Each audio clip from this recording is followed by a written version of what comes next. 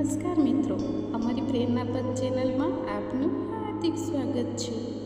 શું તમે જાણો છો કે તમારા ઘરમાં દરરોજ વપરાતી સાવરણી જ તમારી ગરીબીનું કારણ બની શકે છે? માતા લક્ષ્મી પોતે જણાવી રહ્યા છે કે સાવરણી સાથે જોડાયેલી કઈ 3 ભૂલો માણસને બરબાદ કરી શકે છે અને કયા પાપથી બચવું જોઈએ. આ વાર્તા પૂરી સાંભળજો, કારણ કે એમાં છુપાયેલું સત્ય જાણ્યા પછી તમે કોમેન્ટ કર્યા વગર રહી જ નહીં શકો. ઘરમાં રાખેલી સાવરણી પણ તમારા ભાગ્યને અસર કરી શકે છે. પ્રિય દર્શકો, સાવરણીને શાસ્ત્રોમાં માતા લક્ષ્મીની નિશાની માનવામાં આવી છે. જો સાચી રીતે ઉપયોગ કરવામાં આવે તો એ માણસને માલામાલ બનાવી શકે છે, પરંતુ જો સાવરણી સાથે જોડાયેલી કેટલીક ભૂલો કરી દેવામાં આવે તો એ જ માણસ કંગાળ પણ થઈ શકે છે. આપણા સનાતન હિન્દુ ધર્મશાસ્ત્રોમાં સાવરણી સાથે જોડાયેલા કેટલાક શકુન અને અપશકુન બતાવવામાં આવ્યા છે. સાવરણીને લઈને કેટલાક કામ બિલકુલ પણ ન કરવા જોઈએ, નહીં તો જીવનમાં મુશ્કેલીઓ આવવા લાગે છે. સાવરણીને સાચી દિશામાં અને સાચી રીતે રાખવી ખૂબ જરૂરી છે, નહીં તો તે માતા લક્ષ્મીની બહેન અલક્ષ્મીને ઘરમાં બોલાવે છે, જે ગરીબી અને સંકટોની નિશાની માનવામાં આવે છે. તો ચાલો વધુ મોડું ન કરતા આજની કથા શરૂ કરીએ. દર્શક મિત્રો, સાચી શ્રદ્ધાથી કમેન્ટમાં જય મા લક્ષ્મી જરૂર લખજો. દર્શક મિત્રો, એક સમયની વાત છે. કોઈ નગરમાં એક ખૂબ જ ધનવાન શેઠ પોતાની પત્ની સાથે રહેતો હતો. તે ભગવાન શ્રી વિષ્ણુનો મોટો ભક્ત હતો. દરરોજ ઉઠીને તુલસીમાં જળ ચડાવતો હતો અને તેમની રોજ પૂજા આરાધના કરતો હતો. તેની પત્ની ખૂબ જ સદ્ગુણી, વિનમ્ર અને ધાર્મિક સ્ત્રી હતી. બંનેનું જીવન સુખ સમૃદ્ધિથી ભરેલું હતું, પરંતુ સંતાન ન હોવાને કારણે તેઓ ખૂબ દુઃખી હતા. ઘણી પ્રાર્થના અને પૂજા પછી એક દિવસ તેમની પ્રાર્થના સ્વીકાર થઈ અને પછી તેમના ઘરે એક સુંદર દીકરીએ જન્મ લીધો. માતા પિતાએ પોતાની દીકરીનું નામ સુનંદા રાખ્યું. સુનંદા બાળપણથી જ માતા પિતાની ખૂબ જ લાડકી હતી. ઘણી બધી માનતાઓ માંગવાથી અને ભગવાન શિવના શ્રાવણના સોમવારના વ્રત કરવાથી તેમને દીકરી મળી હતી. એટલે શેઠ અને તેમની પત્ની તે દીકરીને હંમેશા માથે બેસાડીને રાખતા હતા. તેને ક્યારેય કોઈ પણ વસ્તુની કમી નહોતા થવા દેતા. તેની દરેક ઈચ્છા પૂરી કરવામાં આવતી હતી, જાણે કે તેણે દેવરાજ ઇન્દ્રના ઘરે જન્મ લીધો હોય. હવે અહીં શેઠની ઘણી બધી ધન સંપત્તિની તે એકમાત્ર વારસ પણ હતી. દર્શક મિત્રો, હવે સમય જતાં તે દીકરી પૂનમના ચાંદ જેવું સુંદર રૂપ લઈને ધીમે ધીમે મોટી થવા લાગી. પરંતુ માતા પિતાના અતિશય પ્રેમ અને લાડકોડને કારણે તે ખૂબ બગડી ગઈ. તેનો સ્વભાવ આળસુ, કપટી, ઘમંડી અને અભિમાની થઈ ગયો. તે ગમે તેવા શબ્દો બોલતી, બીજા બધા લોકોનું અપમાન કરતી અને તેને સ્વચ્છતાથી સખત નફરત હતી. તેણે જીવનમાં ક્યારેય સાવરણીને અડકી પણ ન હતી. હવે સમય જતાં તો તે પોતાના માતા પિતા સાથે જીદ કરવા લાગી. પછી એક દિવસ તેમના માતા પિતાએ વિચાર્યું કે લગ્ન પછી કદાચ તે સુધરી જાય. એટલે તેઓ સુનંદાના લગ્નની ચિંતા કરવા લાગ્યા. જ્યારે તે 16 વર્ષની થઈ ત્યારે શેઠ સુનંદાના લગ્ન માટે અનેક ધનવાન અને પ્રતિષ્ઠિત ઘરોમાંથી સંબંધો લાવ્યા, પરંતુ સુનંદા બધાનું અપમાન કરીને ભગાડી દેતી હતી. તે કોઈને કંઈ કહેતી તો કોઈને કંઈ. ક્યારેક તો વરરાજા બનવા માટે આવનારા યુવક ઉપર ઘરની છત ઉપરથી પાણી નાખી દેતી હતી. તેની આ પ્રકારની છોકરમત જેવી હરકતોને કારણે નગરના લોકો તે દીકરીથી ડરવા લાગ્યા હતા. આ જ કારણથી હવે શેઠ અને તેમની પત્ની ખૂબ જ ચિંતિત અને દુઃખી રહેવા લાગ્યા. પછી એક દિવસની વાત છે. અચાનક સુનંદાની નજર વનમાં રહેતા એક ખૂબ જ ગરીબ બ્રાહ્મણ યુવક પર પડી. તે યુવકનું નામ શાંતનુ હતું. નામને સમાન જ તે શાંત સ્વભાવનો, બુદ્ધિમાન અને બધા શાસ્ત્રોમાં હોશિયાર હતો. તે ભગવાન વિષ્ણુનો મોટો ભક્ત હતો અને દરરોજ સવારે ઉઠીને સ્નાન વગેરે કરીને તે તુલસીમાં જળ ચડાવતો હતો અને પછી ગામમાં એક શિવ મંદિરમાં જઈને ખૂબ જ ભક્તિભાવથી ભગવાન શિવની ભક્તિ અને પૂજા આરાધના કરતો હતો. શાંતનુ એક સીધો સાધો યુવક હતો અને સરળ જીવન પસાર કરતો હતો.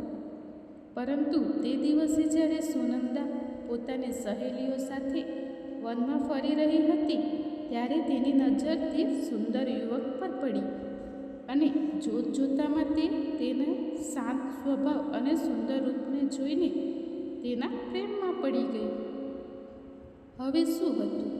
સુનંદાને શાંતનુ ખૂબ પસંદ આવ્યું અને તેણે પોતાને ઘરે પાછા આવીને પિતાને કહી દીધું, પિતાજી, તમે મારા માટે ઘણા બધા વર જોયા છે, પરંતુ હું એ જ બ્રાહ્મણ યુવક સાથે લગ્ન કરીશ જેને આજે મેં વનમાં જોયો છે, જે બ્રાહ્મણો સાથે પૂજા માટે જઈ રહ્યો હતો. પોતાની દીકરીના મોઢેથી આ વાતો સાંભળીને શેઠને ખૂબ જ નવાઈ લાગી. પરંતુ દીકરીની ખુશી માટે બીજે દિવસે સવારે તેઓ બંને તે યુવકની પાસે ગયા. તેની ઝૂંપડી જોઈને શેઠને મનમાં દુઃખ તો થયું, પરંતુ તેણે વિચાર્યું કે ચાલો જોઈ લઈએ, આખરે શા માટે મારી દીકરીએ આ ગરીબ બ્રાહ્મણને પસંદ કર્યો છે અને શા માટે તેની સાથે જ લગ્ન કરવા માંગે છે. ત્યારે શેઠે તે યુવકની પાસે જઈને પૂછ્યું, હે બ્રાહ્મણ દેવ, તમે કોણ છો? કૃપા કરીને તમે મને તમારો વિગતવાર પરિચય આપો. ત્યારે શાંતનુએ કહ્યું, આવો શેઠજી, તમારું સ્વાગત છે. મારું નામ શાંતનુ છે. હું એક ગરીબ બ્રાહ્મણ છું. ઘરમાં મારા ઘરડા માતા પિતા છે અને હું મંદિરમાં પૂજા આરાધના કરીને મારું જીવન પસાર કરું છું. કહો, હવે હું તમારી કઈ રીતે મદદ કરી શકું છું? ત્યારે શેઠે કહ્યું, હે બ્રાહ્મણ દેવ, આ મારી દીકરી સુનંદા છે, જે તમને મનોમન પસંદ કરે છે અને તમારી સાથે લગ્ન કરવા માંગે છે. ત્યારે નવાઈ સાથે શાંતનુએ કહ્યું, હે શેઠજી, મને માફ કરજો, પરંતુ હું તમારા તથા તમારી દીકરી માટે યોગ્ય નથી. તમારી સામે મારી કોઈ પહોંચ નથી. ક્યાંક તમે અમારી મજાક તો નથી કરી રહ્યા? મારી પાસે ધન સંપત્તિ નથી. મારું જીવન ખૂબ જ સાધારણ અને ગરીબ છે. હું તમારી દીકરીને કોઈ પણ સુખ સુવિધા નહીં આપી શકું. ત્યારે શેઠે તેને સમજાવ્યું અને કહ્યું કે ચિંતા ન કરો, હું તમને બંનેને એટલી સંપત્તિ આપીશ કે તમે બંને આરામથી જીવન પસાર કરી શકશો. ત્યારે શાંતનુ તેમની વાત માની ગયું અને પછી શુભ સમય જોઈને સુનંદાના લગ્ન તેની સાથે થઈ ગયા.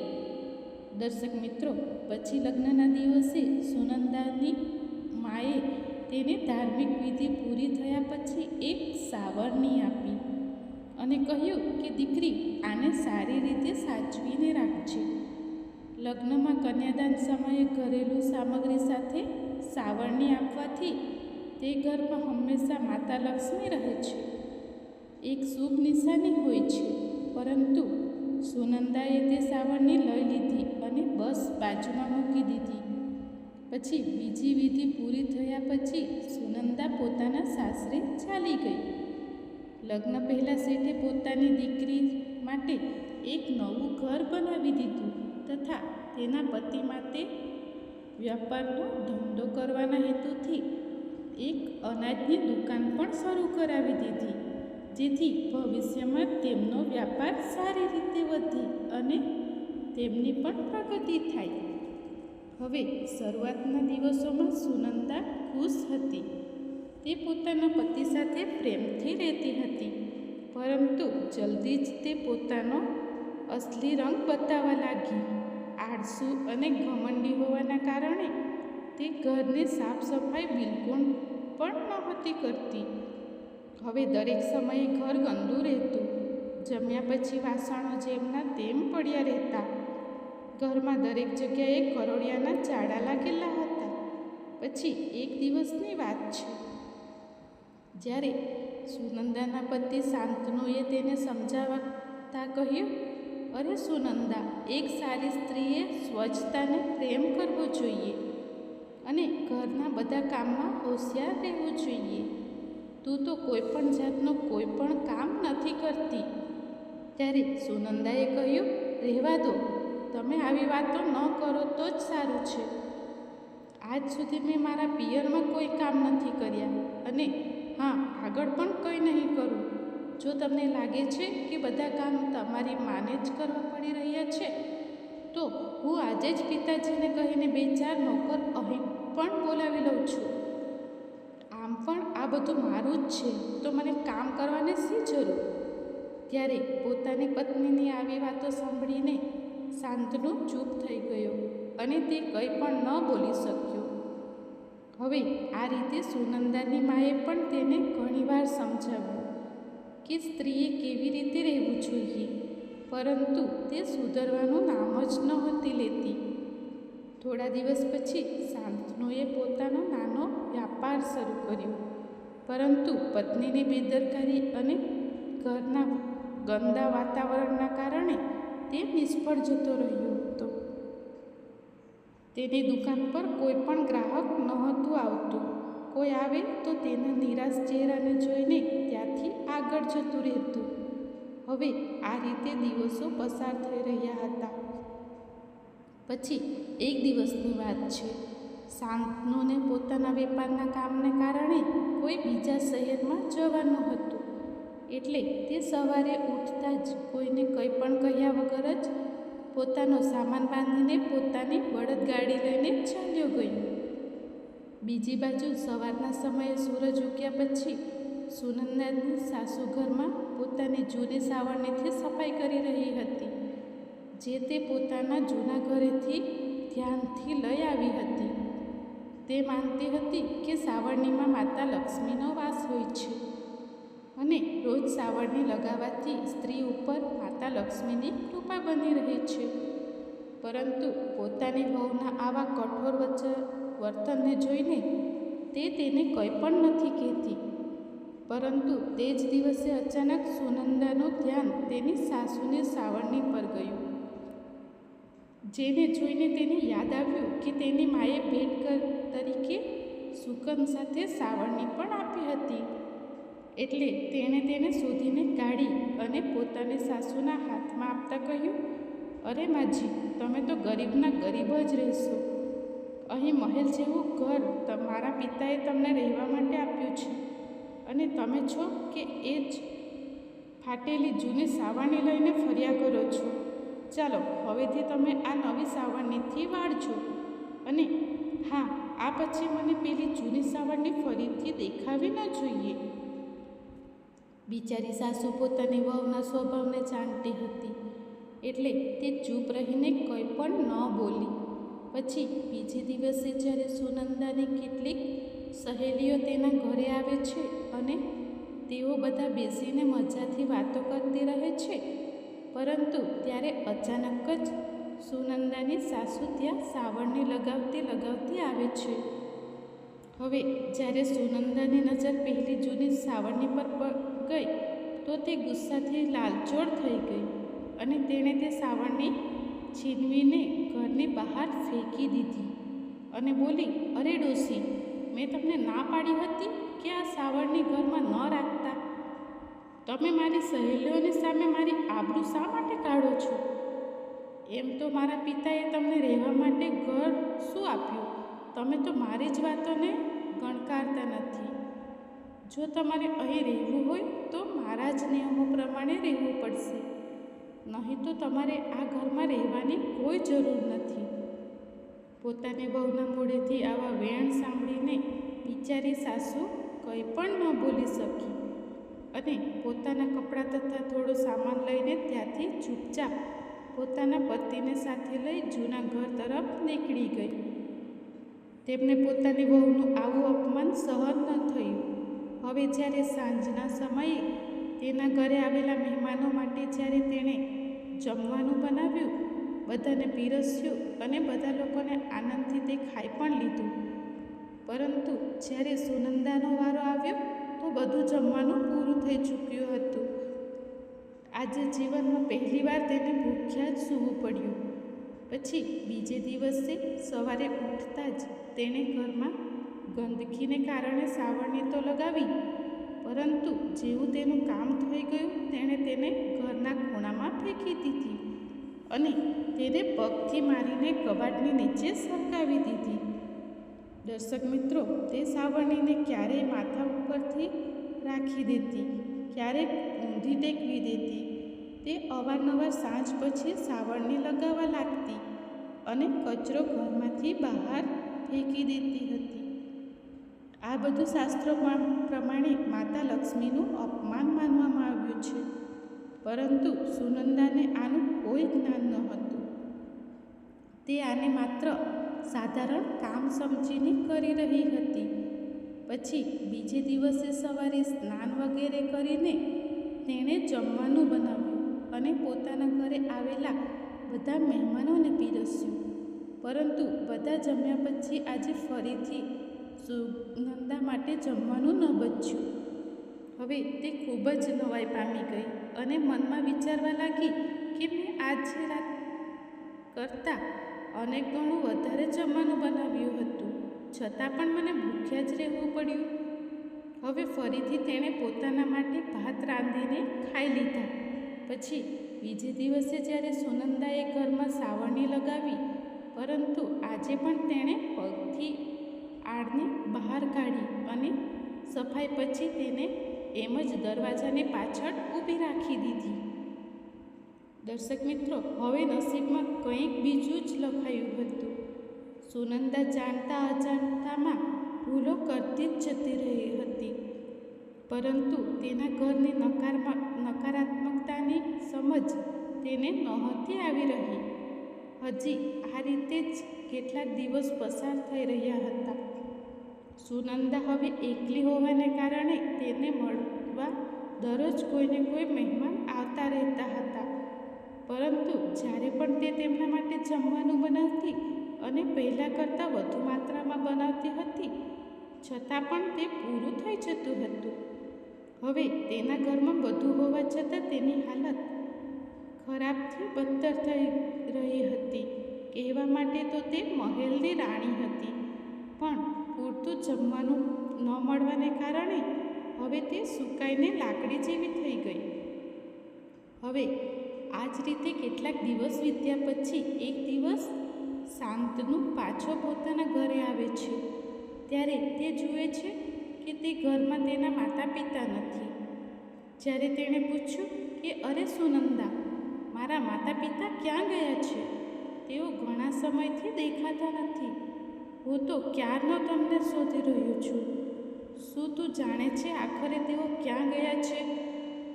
તો તેણે જણાવ્યું કે તેમને મારી સાથે રહેવું ફાવ્યું નહીં, એટલે તેઓ પોતાના જૂના ઘરે જ ચાલ્યા ગયા છે.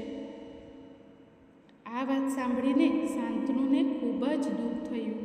હવે તે સમજી ગયો કે સુનંદાને તેના માતા પિતા બહાર લાગવા લાગ્યા છે, એટલે તે દિવસે તે પોતાની પત્નીને કંઈ નથી કહેતો, કારણ કે તેની સાથે બોલાચાલી કરવી કેટલી ભારે પડી શકે છે તે સારી રીતે જાણતો હતો.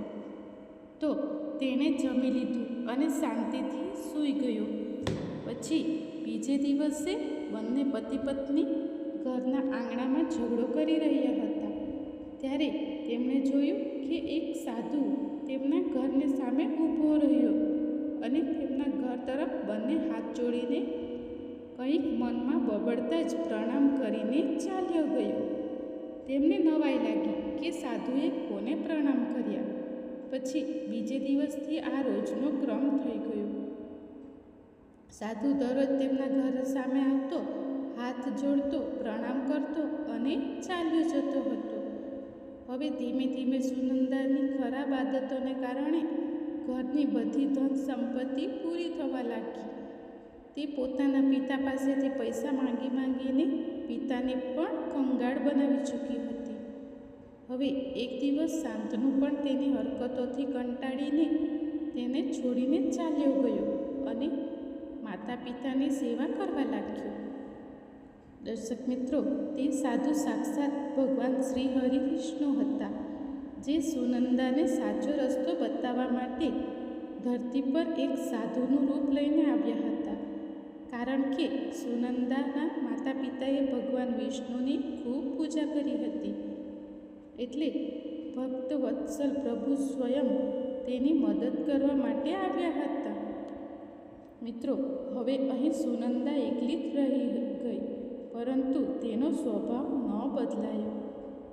તે એસો આરામમાં જીવીને બચેલા ખૂચેલા પૈસા હતા તેને પણ ઉડાવી દીધા. હવે તેના પિતાએ પણ તેને છોડી દીધી. અંતે તે પૂરી રીતે કંગાળ થઈને પોતાના ઘરમાં એકલી રહી ગઈ. હવે તેને પોતાના કર્મનો ઊંડો પછતાવો થવા લાગ્યો, પરંતુ હવે ખૂબ મોડું થઈ ચૂક્યું હતું. દર્શક મિત્રો, પરંતુ આ દરમિયાન એક વાત ન બદલાય. તે સાધુ હજી પણ રોજ તેના ઘરની સામે આવતા, પ્રણામ કરતા અને મનોમન કંઈક કહેતા ત્યાંથી ચાલ્યા જતા હતા. પછી એક દિવસ સુનંદાથી રહેવાયું નહીં.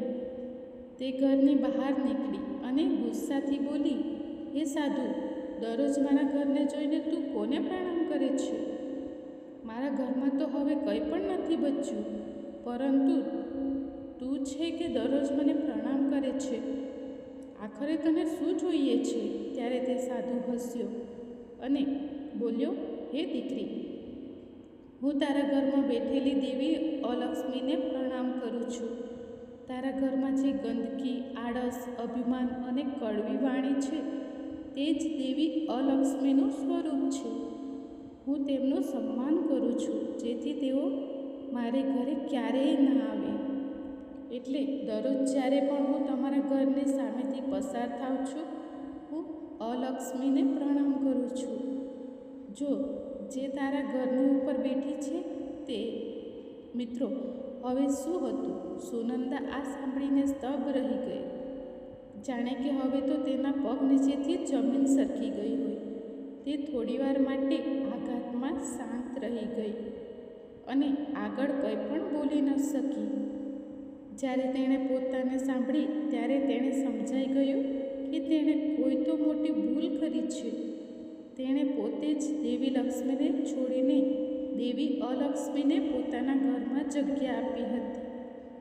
હવે તે ધ્રુસકે રડવા લાગી કે જેના કારણે તેની સાથે આવું થઈ રહ્યું છે. ત્યારે તેણે તે સાધુના પગ પકડી લીધા અને બોલી, હે મહાત્મા, કૃપા કરો અને મને આનો કોઈ રસ્તો બતાવો. સુનંદાના વિનમ્ર ભાવને તથા તેના અંદરના પછતાવાને જોઈને સાધુ ભગવાન શ્રી હરિવિષ્ણુ કહે છે, હે દીકરી, જો તારામાં હિંમત હોય તો ધ્યાનથી સાંભળ. તારી જ ભૂલને કારણે આવો કહેર થયો છે. તે ઘરમાં રાખેલી સાવરણીનું અપમાન કર્યું હતું, એટલે દેવી લક્ષ્મી તારા ઘરેથી રિસાઈને ચાલ્યા ગયા છે. ત્યારે સુનંદા કહે છે, હે સ્વામી, મને માફ કરો અને મને સાચો રસ્તો બતાવો. હું આ ભૂલ માટે માતા લક્ષ્મીથી માફી માંગીશ. આજથી તેમની રોજ પૂજા આરાધના કરીશ. હે મહારાજ, હું તમને વિનંતી કરું છું, મને સાચો રસ્તો બતાવો. દર્શક મિત્રો, ત્યારે સાધુ ભગવાન વિષ્ણુ કહે છે, હે દીકરી, ઊભી થા, શાંત થઈ જા. હું તને રસ્તો બતાવું છું, પરંતુ હવે તું મારા દરેક શબ્દને ધ્યાનથી સાંભળજે. ત્યારે સુનંદા હાથ જોડીને સાધુને પ્રણામ કરે છે અને કહે છે કે જી હા મહારાજ, હવે તમે મારા પર કૃપા કરો. ત્યારે આગળ સાધુ કહે છે કે હે દીકરી, સાવરણી માત્ર ગંદકી સાફ કરવાનું સાધન નથી, તે તારા ભાગ્યની દિશા પણ નક્કી કરી શકે છે. શાસ્ત્રોમાં સાવરણીને માતા લક્ષ્મીની નિશાની માનવામાં આવી છે. તેને સાચી રીતે ઉપયોગ કરવામાં આવે તો તે ધન, સમૃદ્ધિ અને સુખ શાંતિ લાવનારી હોય છે. પરંતુ બેદરકારીથી તેનો ઉપયોગ કરવા ઘરમાં ગરીબી, અશાંતિ અને સંકટ લાવી શકે છે. હવે તને હું સાવરણીના પ્રકારો વિશે જણાવું છું તથા કઈ સાવરણી સારી હોય છે કે કઈ ખરાબ છે. તો સાંભળ. સાવરણી 3 પ્રકારની હોય છે. પહેલી, પ્લાસ્ટિકની સાવરણી. આ પૂરી રીતે છોડી દેવા જેવી માનવામાં આવે છે. તેમાં ધાર્મિક શક્તિ નથી હોતી. બીજી છે સળીઓવાળી સાવરણી. આ સૌથી સારી માનવામાં આવે છે. તેને દેવી લક્ષ્મીનું વાહન કહેવામાં આવ્યું છે.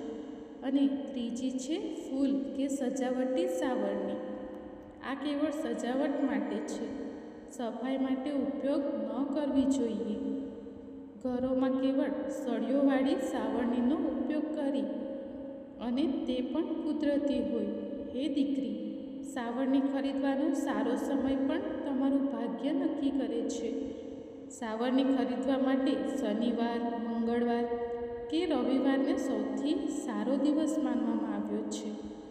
જ્યારે સોમવાર, બુધવાર, ગુરુવાર અને શુક્રવારે સાવરણી ખરીદવી સારી નથી મનાતી. દિવાળી, અમાસ, ગ્રહણ, પૂનમ જેવી પવિત્ર તિથિઓ પર સાવરણી ખરીદવી અને ઉપયોગ કરવી ધન વધારનારું હોય છે. હવે હું તમને ઘરમાં સાવરણી રાખવાની સાચી દિશા વિશે જણાવું છું. ઈશાન ખૂણો એટલે કે ઉત્તર પૂર્વમાં સાવરણી બિલકુલ ન રાખો. આ પૂજાની જગ્યા હોય છે. દેવતાઓ નારાજ થાય છે. દક્ષિણ પશ્ચિમ દિશાને સાવરણી રાખવાની સૌથી સારી જગ્યા માનવામાં આવી છે. આ નેતૃત્વનો ખૂણો છે અને ઘરના વડીલની પ્રગતિને દર્શાવે છે. સાવરણી લગાવવાનો સાચો સમય અને તેની અસર વિશે જાણી લો કે સવારે સૂરજ ઉગતા પહેલાંનો જે સમય હોય છે તે સૌથી સારો હોય છે, જેનાથી ઘરમાં ગરીબી, રોગ, દેવ અને નકારાત્મકતાનો નાશ થાય છે અને મા લક્ષ્મી ખુશ થાય છે. બપોરનો સમય જે હોય છે તે સામાન્ય હોય છે. તે ન સારો ન ખરાબ, બહુ ફાયદો નથી થતો પરંતુ નુકસાન પણ નથી કરતું. કેવળ વધારે ગંદકી હોય ત્યારે સાવરણી લગાવો. અને સાંજ સૂરજ ડૂબતી વખતે અને પછીનો સમય જે હોય છે તે ખૂબ જ અશુભ છે. દેવી લક્ષ્મી ઘર છોડી દે છે અને દેવી અલક્ષ્મી એટલે કે ગરીબીનું આગમન થાય છે. આ સમય રાત્રિ દેવતાઓનો માનવામાં આવ્યો છે, જેમાં સાવરણી લગાવવાની મનાઈ છે. રાત્રે સાવરણી લગાવવાની મજબૂરી હોય તો શું કરવું? જો કોઈ કારણસર રાત્રે સાવરણી લગાવવી પડે, જેમ કે દૂધ ઢોળાઈ ગયું હોય કે કાચ તૂટી ગયું હોય, તો સાવરણીથી ગંદકી એક જગ્યાએ ભેગી કરીને રાખી દો. તે કચરો બહાર ન ફેંકો અને કચરો સવારે સૂરજ ઉગ્યા પછી જ બહાર નાખો. કારણ કે એવું માનવામાં આવે છે કે રાત્રે ઘરનો કચરો બહાર કાઢવો ઘરેથી લક્ષ્મીના જવાની નિશાની હોય છે અને ધનનો નાશ કરે છે, જેને ક્યારેય ઊંધી કે વિખરાયેલી ન છોડવી જોઈએ. સાવરણીને ઘરમાં સૌથી ખૂણામાં ઢાંકીને રાખવી જોઈએ. જેમ લક્ષ્મીને માન આપવામાં આવે છે, બહારથી આવતા લોકોની નજરોથી પણ તેને છુપાઈને રાખવી ખૂબ જ સારી માનવામાં આવે છે. યાદ રાખો, ઘરના લોકો સિવાય બીજા લોકોની નજરોથી તે છુપાયેલી રહેવી જોઈએ. હે દીકરી, હવે હું બીજા કેટલાક જરૂરી નિયમો વિશે જણાવું છું. તને આ સવાલ ક્યારેય જરૂર થયો હશે કે તૂટેલી સાવરણીનું શું કરવું? તો તૂટેલી સાવરણીને શનિવારના દિવસે ઘરેથી બહાર કાઢો. ક્યારે ઈશાન ખૂણો, ઉત્તર પૂર્વ કે પૂજાની જગ્યામાં ન રાખો. અને ફેંકતા પહેલાં તેનું માન જાળવો. ન પગ લગાવો, ન દેખાડો. તેને શક્ય હોય તો નદીમાં વહાવી દો કે ખેતરોમાં નાખી દો. હવે આ ધ્યાનથી જાણી લો કે સાવરણી લગાવવાનો સાચો સમય કયો હોય છે. સવારે કે દિવસે સાવરણી લગાવવી સારી હોય છે. સૂરજ ડૂબ્યા પછી, રાત્રે કે કોઈના ગયા પછી સાવરણી લગાવવી ખરાબ હોય છે. ગુરુવારે પોતું કે સાવરણી ન લગાવો. આનાથી લક્ષ્મી નારાજ થાય છે. કચરો સૂરજ ડૂબ્યા પછી બહાર ફેંકવાની મનાઈ છે. ખાસ ઉપાય: ગુપ્તદાન, શુક્રવાર, અમાસ, ગ્રહણ કે પૂનમ પર સવારે 4:30 વાગ્યે કોઈને કહ્યા વગર મંદિરમાં સાવરણી દાન કરી દો. લક્ષ્મી કૃપાનો ખાસ યોગ બને છે. દરવાજા પર રાત્રે સાવરણી રાખવી નકારાત્મક શક્તિને રોકવા માટે સવારે તેને હટાવી દો અને છુપાવી દો. અને પોતાના પાણીમાં મીઠું મેળવો. દરિયાઈ મીઠાથી પોતું લગાવવાથી નકારાત્મક શક્તિ દૂર થાય છે. હવે સાવરણી સાથે જોડાયેલી કેટલીક સાવધાનીઓ યાદ રાખો. સૌથી પહેલાં તો ક્યારેય પણ સાવરણીને ઊભી કરીને ન રાખો. સાથે જ સાવરણીને ભૂલથી પણ પગ ન લગાવો. અને જો ભૂલથી લાગી જાય તો માફી માંગો અને ધોઈ લો. સાવરણીથી કોઈ જાનવરને ન મારો, ખાસ કરીને ગાય કે બકરીને. હવે કોઈ પણ સારા કામે બહાર જતા વ્યક્તિના ગયા પછી તરત જ સાવરણી ન લગાવો. આનાથી દોષ લાગે છે. હવે સુનંદા કહે છે, હે મહારાજ, હું તમારી ખૂબ ખૂબ આભારી છું કે તમે મને સાવરણી સાથે જોડાયેલા જરૂરી નિયમો બતાવ્યા છે. પરંતુ હું ઘણા દિવસોથી બરાબર જમી નથી શકતી. દરરોજ હું વધુ ને વધુ જમવાનું બનાવું છું, પરંતુ જેવી હું જમવા માટે બેસું છું, બધું અનાજ પૂરું થઈ જાય છે. ત્યારે સાધુ બનેલા ભગવાન વિષ્ણુ ધીમા સ્મિત સાથે કહે છે, હે દીકરી, આ પણ તારી ભૂલથી થયું છે. તારી પાસે બધું હોવા છતાં તે તારી જ માં જેવી સાસુને જમવાથી દૂર રાખી હતી અને તેમની ગરીબીની મજાક ઉડાવી હતી. તેમને ઘરેથી કાઢી દેવાને કારણે તારા ઘરેથી દેવી અન્નપૂર્ણા પણ નારાજ થઈને ચાલ્યા ગયા છે. તે દરવાજા પર આવેલા કોઈ પણ ભિખારીને દાન નહોતું આપ્યું. બધું હોવા છતાં તે કેવળ એસો આરામથી જીવન જીવવાનું પસંદ કર્યું.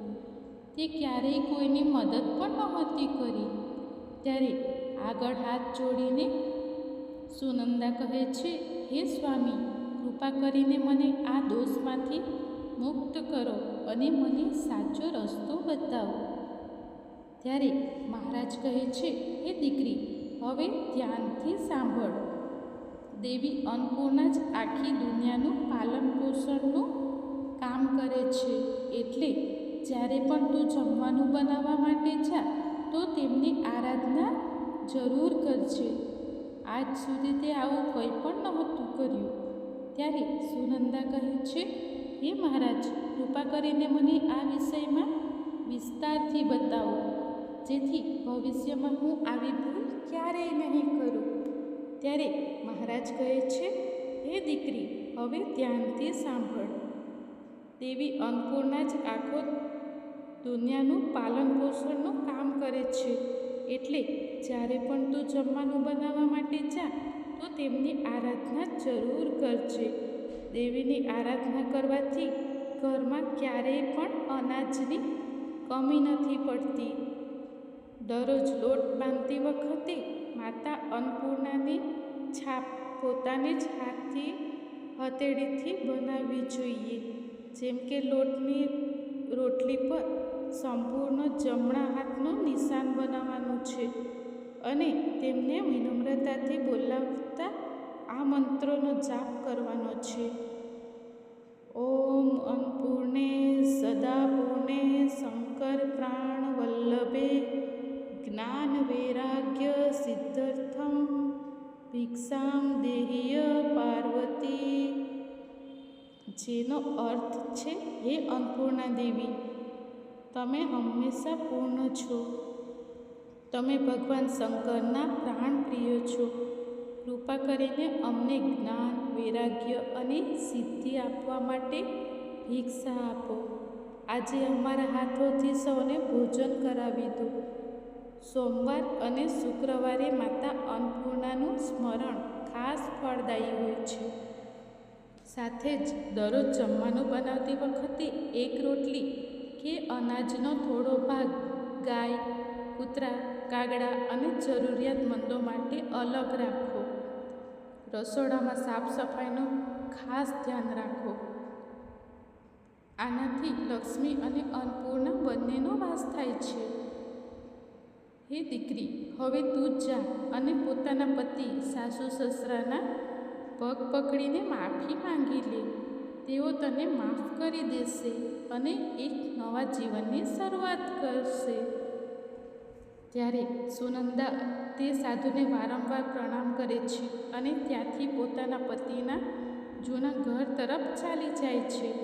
ત્યારે તેમને કહે છે, સ્વામી, મને માફ કરી દો. આ બધું મારી જ ભૂલને કારણે થયું છે.